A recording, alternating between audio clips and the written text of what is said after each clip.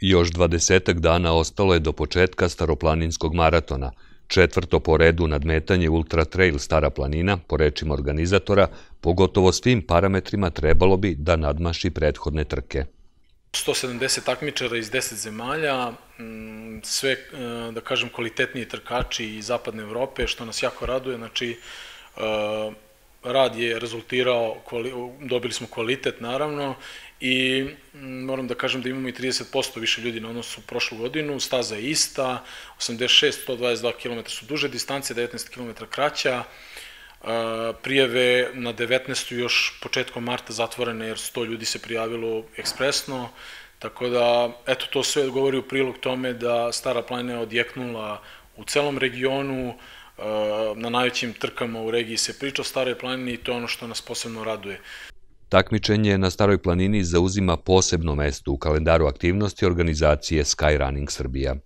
To nam je kruna cele sezone, znači Stara planina nam je i najduža i najteža trka, ali samim tim i najbolja promocija naše zemlje. Tako da umeđu vremenu smo i prepoznati od strane države i Ministarstva sporta kao manifestacija od značaja.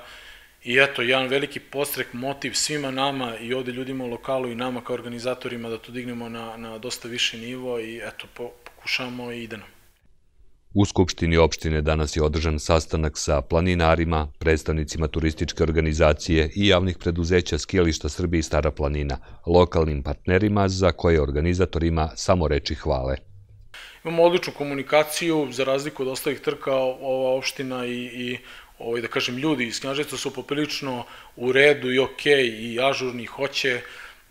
Problem Srbije je generalno učmalost i teško je ljude pokrenuti i uvek to gledaju kroz neke druge oči, ovo izvlači iz konteksta. Ono što mene najviše u stvari raduje, ja pratim celu tu komunu i onda vidim da svi ti trkači, planinari dolaze posle da testiraju istu tu stazu, da vide kako im ide posle, dovode svoje drugare, gledaju, to je poenta, znači da ima i neki uticaj na aktivan turizam, odloženo dejstvo da ljudi dolaze, koriste tu našu infrastrukturu, da ne bude da smo za džabe 100 i nešto kilometara izmarkirali, uradili, tek će se širiti ta mreža.